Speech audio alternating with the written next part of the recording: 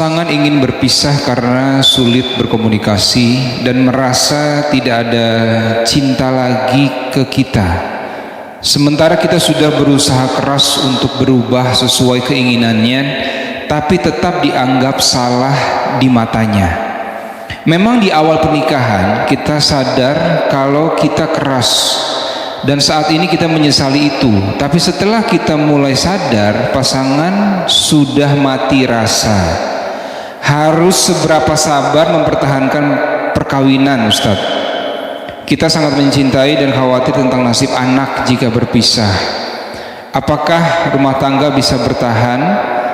Ustadz, amalan apa yang sebaiknya dilakukan dalam kondisi seperti ini? Terima kasih, Ustadz.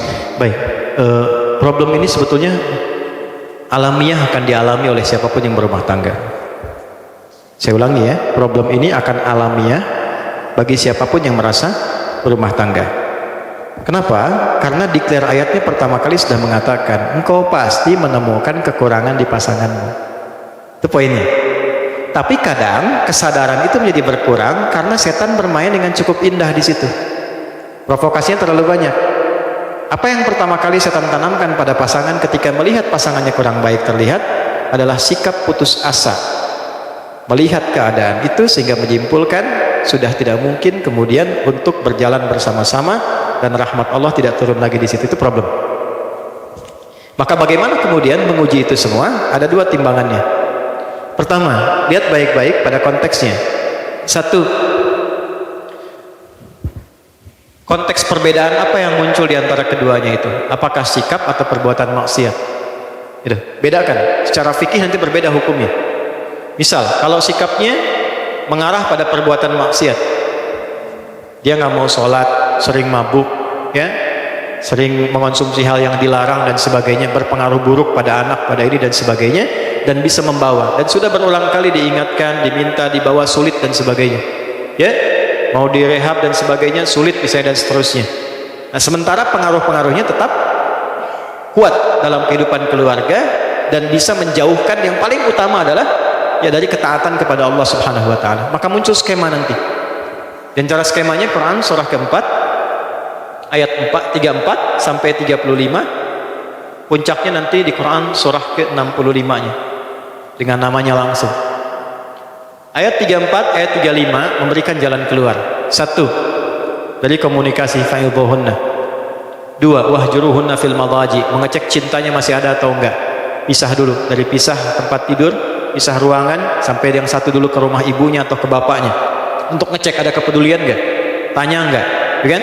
Masih peduli enggak, dan seterusnya. Enggak ada sama sekali, tetap larut dalam perbuatannya. Masuk yang kedua, ayat 35. Fa in khiftum shiqaqa bainihima fab'athu hakaman min ahli wa hakaman min ahliha. Kalau enggak bisa sendirian menyelesaikan, maka cari ruang kepada pihak yang ketiga. Pertama paling dekat keluarga, wali dulu. Kalau nggak ketemu, yang disepakati oleh keduanya, yang dipercaya, ustadz siapa, teman siapa, si fulan, yang memang pendapatnya bukan untuk dibagi, tapi memberikan kontribusi. Nggak ketemu di sini, masih belum berubah dari maksiatnya, naik ke sini puncaknya. Sudah dengan keluarga bertemu, nggak bisa berubah, nggak bisa apa, tetap jauh, tetap menjauhkan juga dari Allah, maka muncul yang terakhir, skema tolak. Ditolak pun ada tahapan, nggak bisa langsung tolak. Kasih pelajaran pertama, suami menolak. Kalau nggak mau, muncul khulu, istri mengajukan. Kalau istri mengajukan, sifatnya fasah, dipisahkan oleh hakim. Ya, dipisahkan ini nggak seperti talak yang biasa. Kalau yang biasa, rujuk sekali, memperbaiki. Itu rujuk itu jangan dipandang rujuk, nggak begitu. Ya, 3 kali suci itu diberi jeda supaya berpikir. Jadi spirit tolak awalnya bukan memisahkan, awalnya menyatukan. Sehingga diberi jeda, coba 3 kali suci, berpikir enggak, berpikir enggak, berpikir enggak. Awalnya tolak itu turun untuk menyatukan, bukan memisahkan. Tapi ketika ini bengal tidak berubah, misalnya tetap dalam konteks maksiatnya, maka muncullah perpisahan. Ya, itu pun masih mau dirujuk apa enggak? Kalau enggak ya sudah, kalau yang perempuannya nikah lagi selesai. Kecuali ini selesai nyambung lagi. Ini dalam konteks maksiat. Tapi dalam konteks perilaku yang bukan maksiat, misal karakter keras, ya kan? Macam-macam lah, silahkan keluarkan karakter 1, 2, 3, 4, 5 dan seterusnya. Sepanjang itu karakter, maka balik ke ayat tadi. Aku pasangkan, kata Allah, dia dengan karakternya kepadamu, karena hanya engkau yang bisa mendulang pahala dari sifat kurangnya untuk mengeluarkan sifat baikmu. Pahalanya ada di situ. Kan pengen surga, pengen baik, pengen mulia. Tapi bukan berarti terus-terusan begitu, bukan. Nanti ada jalannya. Ada jalannya. Maka yang pertama apa yang harus dilakukan? Satu, serahkan dulu kepada Allah dengan menerima. Ya Allah, terima kasih Kau kirimkan dia untukku. Ya kan? Bukan yang lainnya, untuk meningkatkan sisi-sisi positif yang mungkin aku bisa tampilkan dalam kehidupan. Satu poin. Dua, saya agak cepat minta sama Allah, doa. Ya Allah, Kau kirimkan dia kepadaku, bukan pada yang lain. Dan Kau janjikan dalam keberpasangan untuk saling menyempurnakan. Mohon turunkan sifat kerasnya menjadi lemah lembut. Bagaimana cara melakukannya? Ya, gak usah di depannya. Keras amat sih. Kenapa harus begitu sih? Capek begitu. Bangun malam, sholat di sampingnya, minta sama Allah. Habis sholat minta sama Allah, jaharkan aja. Nangis kata, ya Allah, terima kasih Kau kirimkan suami kepada aku. Dia memberikan kebutuhanku, duniaku, semua tercukupi, baik untuk anak-anak sebagainya. Cuman mohon ya Allah, Engkau yang maha lembut, lembutkan dia ya Allah. Sebagaimana ibu bersikap lembut kepadaku, ayahku gak pernah menyakitiku, lembutkan dia ya Allah. Berikan kesabaran kepadaku untuk menerima ia menjadi lebih lembut dalam kebaikan. Minta kan?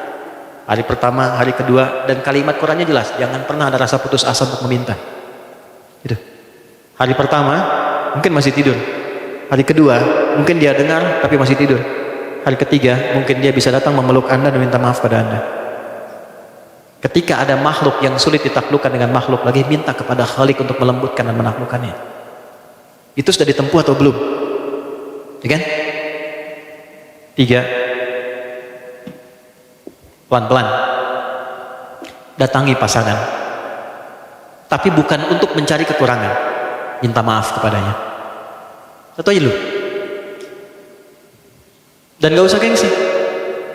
Aku minta maaf kalau dengan semua apa yang aku berikan saat ini belum bisa membuat engkau misalnya menjadi lebih baik, menjadi lebih nyaman dengan saya, menjadi lebih enak dengan saya minta maaf kalau saya belum sabar, belum baik, belum. Tolong tunjukkan saya bagaimana mesti bersikap.